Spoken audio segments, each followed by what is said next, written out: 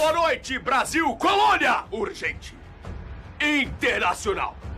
Vucu Vucu na França! Tomaram a Bastilha. Mas antes... Close em mim! Close em mim! Já pedi close em mim? X9 do Império é preso e tá com a corda no pescoço. O motivo? Luta por independência! Crime de lesa majestade! Eu tenho imagens! Produção, roda aí!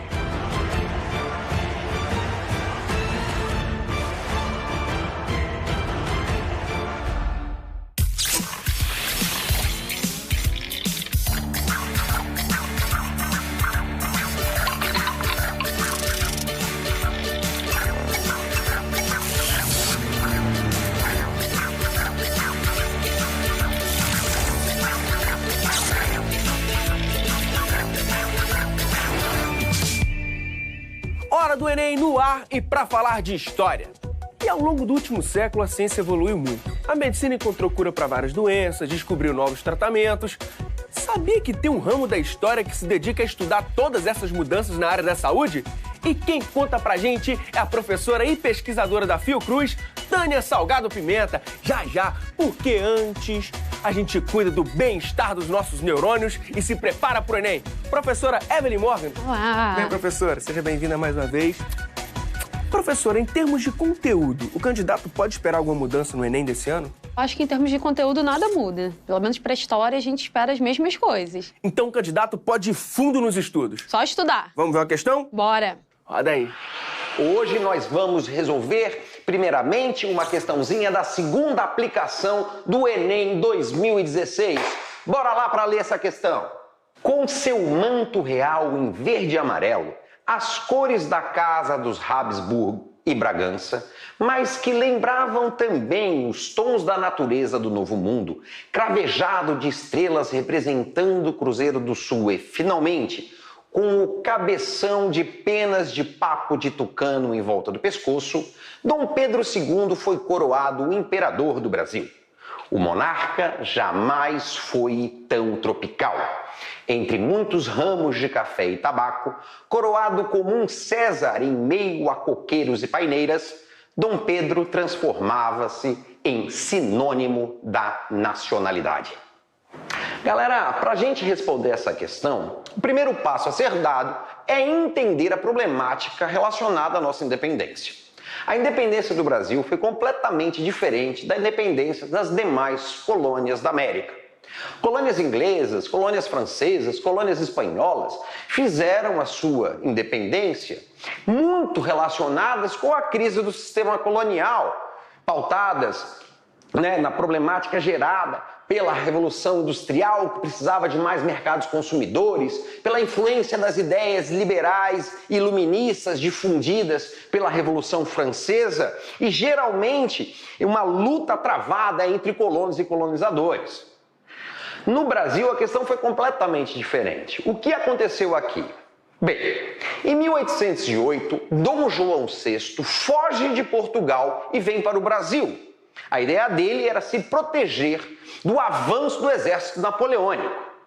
O que acontece? Ao estabelecer a corte portuguesa do Brasil, a colônia vai conhecer uma autonomia que jamais havia vivido, com a abertura dos portos, com a criação do Banco do Brasil, com o alargamento da estrutura e da infraestrutura urbana do Rio de Janeiro. O que vai acontecer é o seguinte: quando ocorre a Revolução de Porto, Dom João VI se vê obrigado a retornar a Portugal para não perder o trono. Só que ele sabia que esse retorno da corte poderia gerar o início de uma série de revoltas em território brasileiro que inevitavelmente resultariam na fragmentação dessa colônia em uma série de países livres. Então, o que se deu? Um acordo entre pai e filho. Dom João VI vai incentivar Dom Pedro I. Meu filho, faça a independência antes que o povo a faça.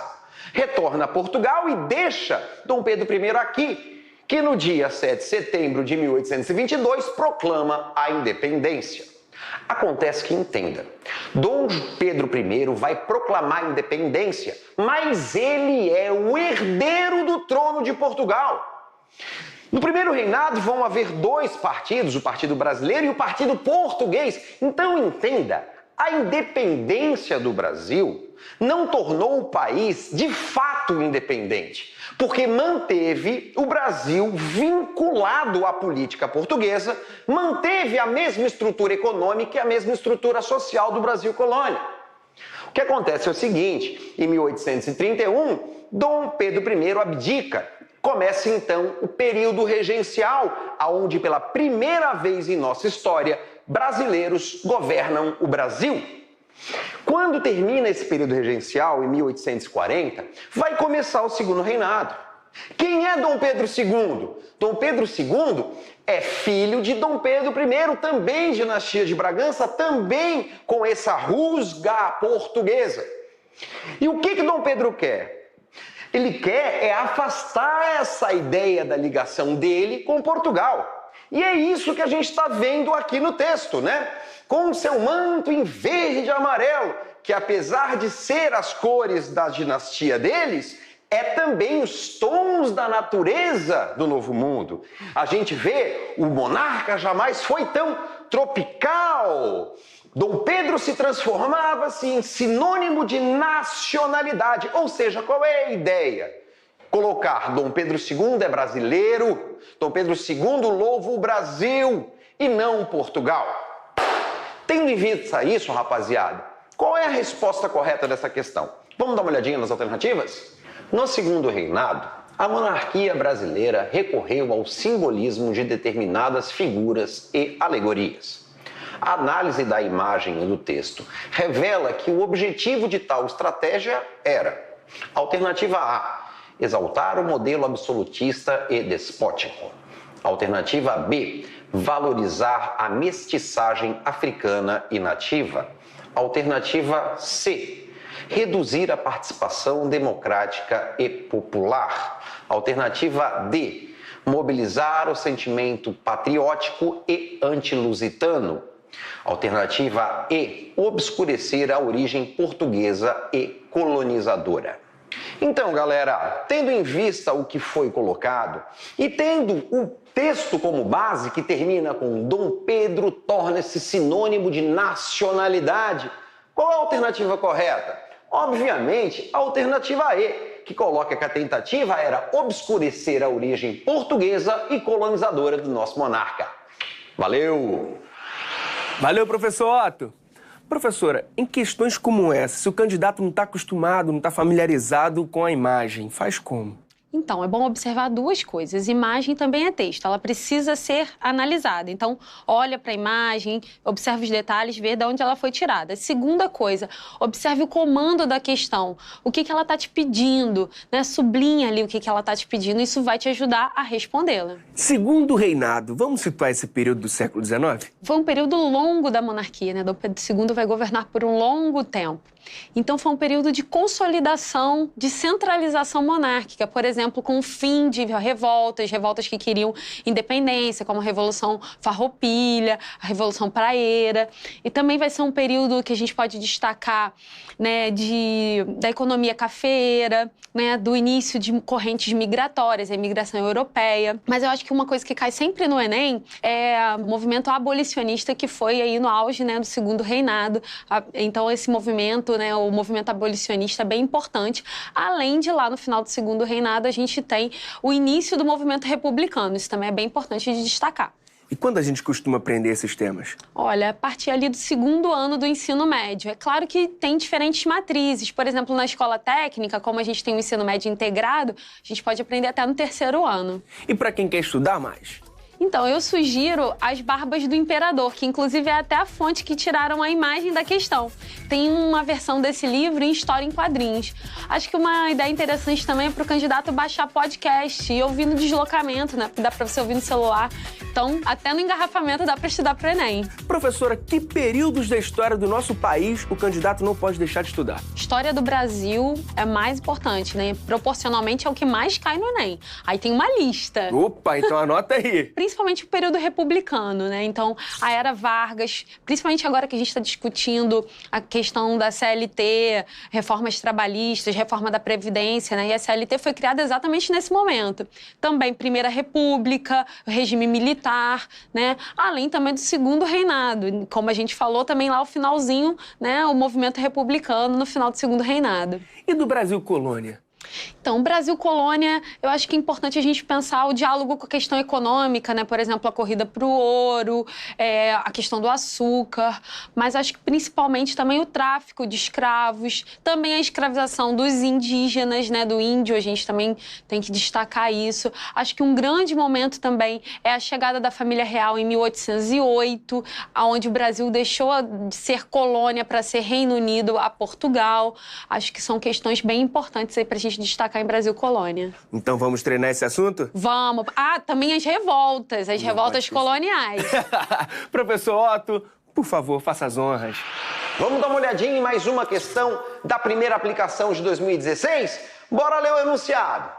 O que ocorreu na Bahia de 1798, ao contrário das outras situações de contestação política na América Portuguesa, é que o projeto que lhe era subjacente não tocou somente na condição ou no instrumento da integração subordinada das colônias do Império Luso. Dessa feita, ao contrário do que se deu nas Minas Gerais, 1789, a sedição avançou sobre a sua decorrência. A diferença entre as sedições abordadas no texto encontrava-se na pretensão de... Galera, para a gente responder essa questão, o primeiro passo é conhecer a Inconfidência Mineira e a Conjuração Baiana. Vamos começar falando sobre a Inconfidência Mineira. Qual foi o motivo principal da Inconfidência?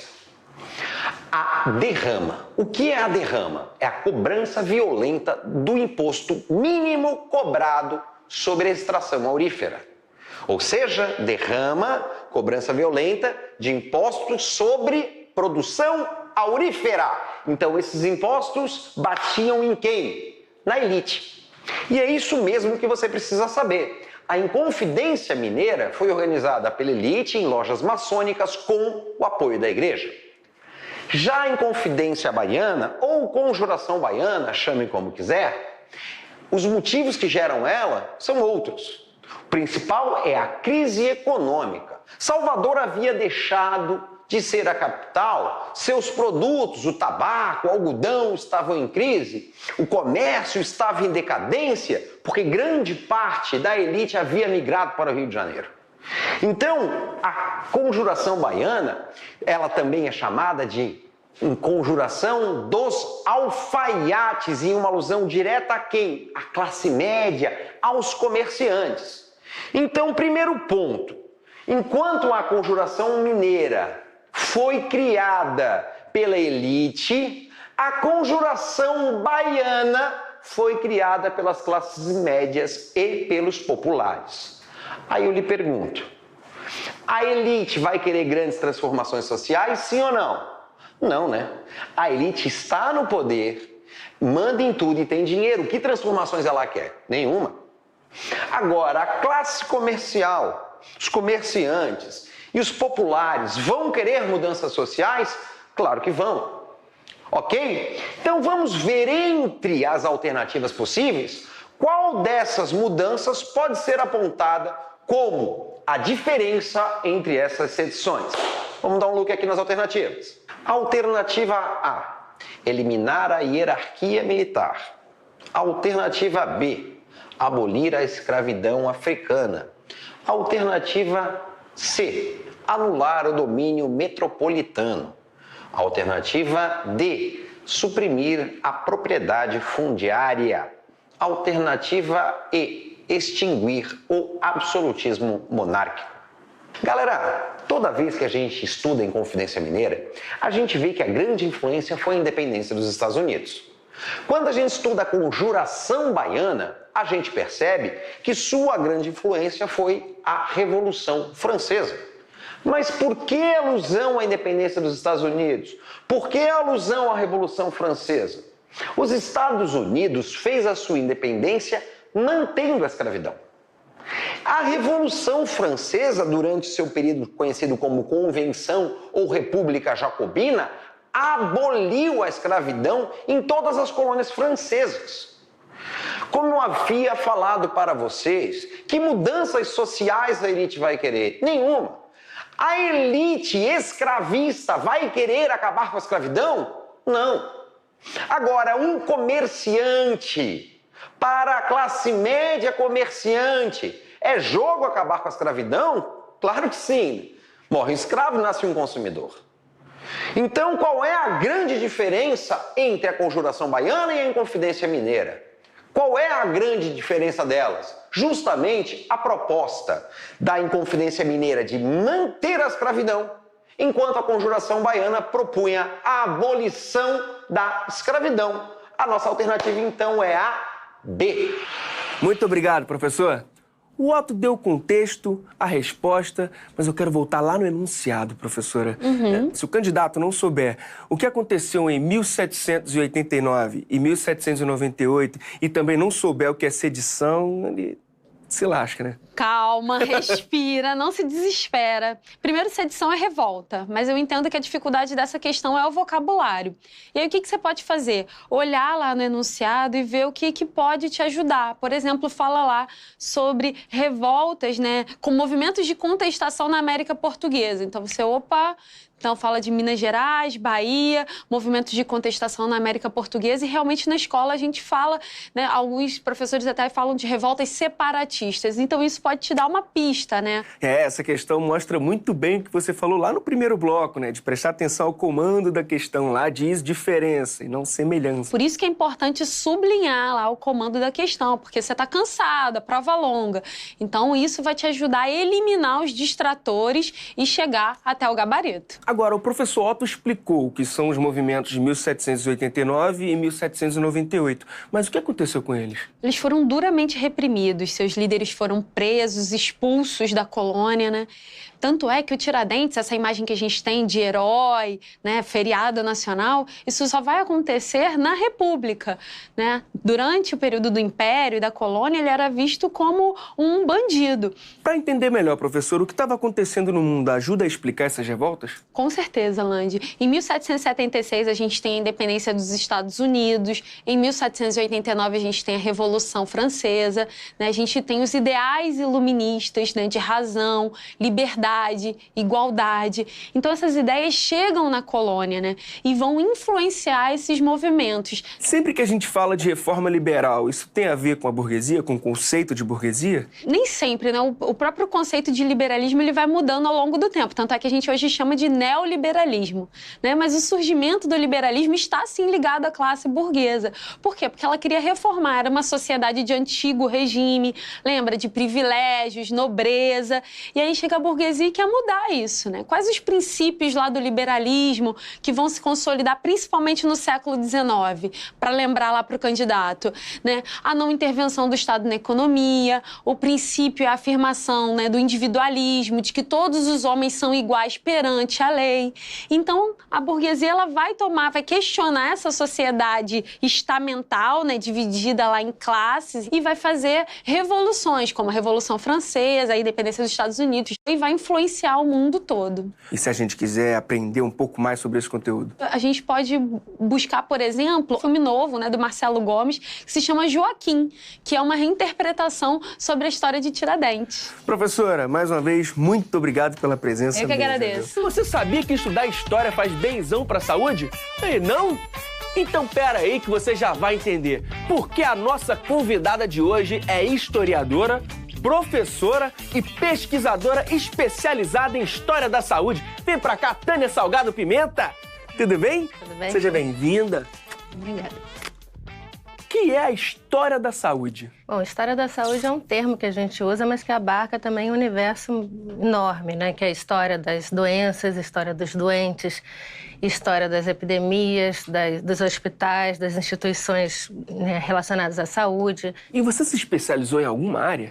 Sim, eu sou especializada em História da Saúde no Rio de Janeiro, no século XIX. Especificamente, a história da escravidão, como as doenças afetaram esses grupos, né, da população, da sociedade carioca no período. E qual a importância de conhecer a história a partir dessa visão, professora? A história lida também com o processo, né? O processo no tempo. Então, a gente presta atenção nas mudanças. As coisas não são iguais. Hoje em dia, por exemplo, a gente tem a concepção de que a ideia, né, de que saúde é um direito para todos. No século XIX, não era nada assim, né? A saúde era como se fosse era uma caridade prestada pelos grupos mais ricos, que se organizavam em torno de irmandades, de associações e prestavam algum tipo de assistência aos mais pobres. E onde você busca informação sobre esses assuntos? Nos arquivos, nas bibliotecas, e a gente busca em teses médicas, em jornais do período. Então, tem diversos lugares que você pode acessar essa documentação para fazer pesquisa. Hoje em dia, né, a gente tem acesso à documentação digitalizada na internet, né? Então, é muito mais fácil para o pesquisador, para quem está começando na graduação, acessar um site da Biblioteca Nacional e fazer a pesquisa a partir dos parâmetros do projeto de pesquisa e tal, mas é muito mais fácil. E para estudar a história da saúde, tem que saber biologia? Não precisa saber biologia, né? Mas, eventualmente, é interessante saber, porque uma das questões que a gente enfrenta, né, os historiadores da saúde, principalmente os que trabalham com o século XVI, XVII, XVIII, XIX, é que as doenças, às vezes, tinham determinados nomes, que hoje em dia a gente até usa esse mesmo nome, mas não significava a mesma coisa no período estudado, ou então tinham doenças que tinham outros nomes e que hoje em dia ou não existem, não são nomeadas. Por exemplo, no século XIX, no começo, né, muitas doenças eram denominadas como febres pútridas, febres miliares, febres palustres. Até metade do século XIX no Brasil não tinha uma nosologia, que era um catálogo de doenças, né, e explicação sobre as doenças. Então, cada médico descrevia aqueles sintomas da forma como ele, né, e nomeava da forma como ele queria. E você, tendo algum conhecimento de biologia ou pedindo ajuda para quem tem conhecimento de biologia, fica mais fácil você tentar delimitar sobre o que aquelas pessoas, né, 200, 300 anos atrás estavam falando, né? E como você se interessou por essa área? Eu me interessei porque eu trabalhava primeiro na graduação, né, com escravidão. A tentativa dos escravizados e de seus descendentes de construir e reconstruir seus laços sociais, laços familiares aqui no Rio de Janeiro, no século XIX também. Então, trabalhando com a documentação, você sempre vai se deparar com algumas referências a doenças dos escravos que desvalorizavam os preços deles, ou então a tratamentos.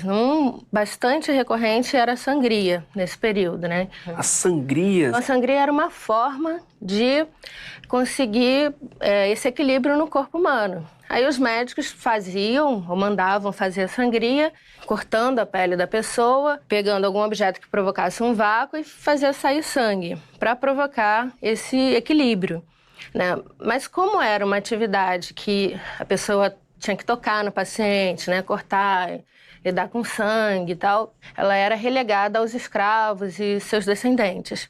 Só que estudando esse tema, a gente também pode analisar isso como uma escolha para exercer esse ofício relacionado à saúde e melhorar suas condições de vida. Muitos conseguiram comprar a própria alforria exercendo a atividade de sangrador, né? E para quem está ouvindo esse papo, se interessou pelo assunto, quer seguir esse ramo, qual é a dica? No ensino médio mesmo, a gente tem um programa que é o PROVOC, que é o Programa de Incentivo à Vocação Científica. A gente tem um programa de pós-graduação em História das Ciências e da Saúde na Fiocruz. Tem uma revista que é super conceituada, que é História, Ciências e Saúde Manguinhos. Então, por aí a pessoa pode desbravar um pouco desse campo. Show de bola. Professora Tânia, muito obrigado pela sua presença. Obrigada. Obrigado mesmo, viu? Tá.